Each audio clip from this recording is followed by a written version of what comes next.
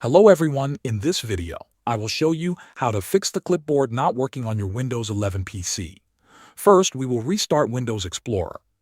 Right-click on your taskbar and click on Task Manager. When it opens, make sure you are in the Processes tab. Scroll down until you find Windows Explorer. Right-click on it and choose Restart. Your screen may flicker for a moment. This is normal. Now check if your copy and paste is working again. If the problem is still there, open Settings. Click on System, then go to Clipboard. Find the Clipboard History option and turn it on. If it is already on, turn it off, wait a few seconds, and then turn it back on. This refreshes the Clipboard feature and often fixes the issue. If it still does not work, open Windows Search and type Services, then press Enter. In the Services window, look for something called Clipboard User Service followed by random letters and numbers.